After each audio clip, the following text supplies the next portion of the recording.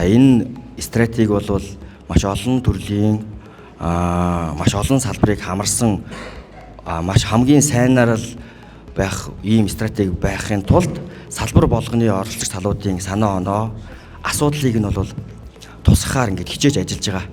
Энэ ажлын хүрээнд бол өнөөдөр одоо бид нар ингээд илүү гарааны бизнесийн хамт олонтойгоо санаа оноогоо солилцсон. Төрийн болон төрийн бүс байгууллагууд агентуудтай ч гэсэн бид нар уулзалт хийж байхад хөгжүүлэх юм модель хөгжүүлэх сонирхол байвч нөгөө өгөгдөл нь байхгүй.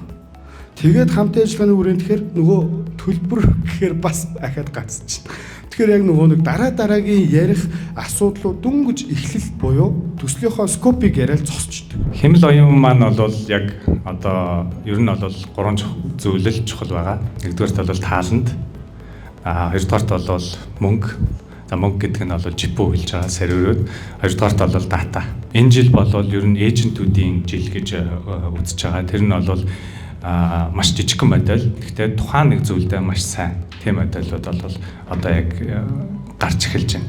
Яг манайд ийм чипүүр төвүүд байгаад тэгээд монголчууд нь өөрсдөө тийшээ төслөө оруулаад тэгээд шалгарсан компаниуд нь одоо машин сургалтаа хийх боломжтой ийм төв байх юм бол ер нь бол нэлээд хэрэгтэй байгаа. Яг ямар дататай хэсэг нь хэрэгтэй байгаа юм бэ гэд та нар маань нэгдээд те нэгдүгürt энэний чиглэлийн танаад байгаа ийм өгөгдлүүдийг машин сургалтанд шууд ашиглах боломжтой эсвэл ямар нэгэн аппликейшн хэрэглээнд ашиглах боломжтой хувилбарт хамтраад оролцгаая гэх юм бол манайх нээлттэй.